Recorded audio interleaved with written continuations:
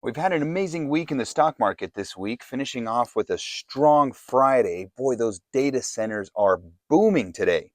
So we've got the war in Iran going on. We've got some Fed talk that we're going to talk about. And then there's a little disconnect between the consumers of America and Wall Street. So I'll start off with that. Consumers and Wall Street, the disconnect. We've got consumers.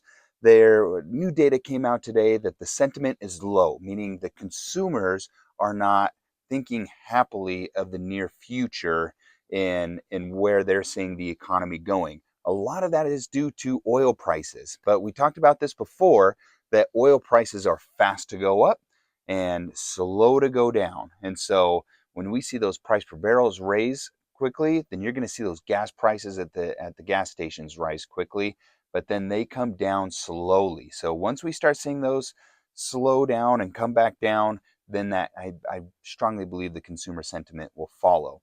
The Fed talk, big news today. A big reason why these data centers, the AI stocks, those are booming, that the Department of Justice has dropped their silly charges against Jerome Powell. Do you remember back then in January that they were going to come after Jerome Powell, accusing him of lying about overspending on the remodels for the Fed chair headquarters?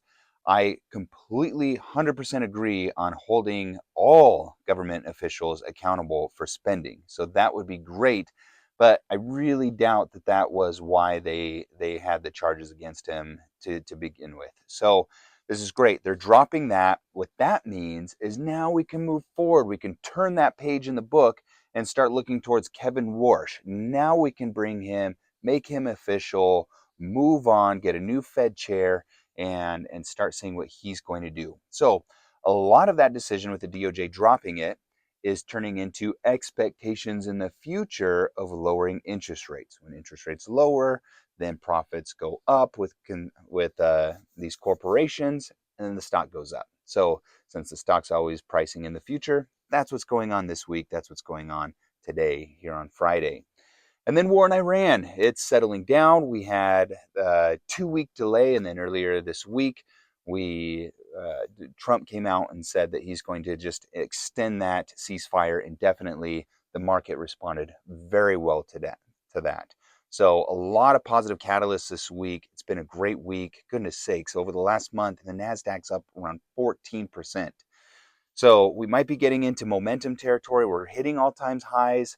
So I'd be careful getting into the market. It's not like I would just put everything in there right now. Maybe dollar cost average. I always like the dollar cost average.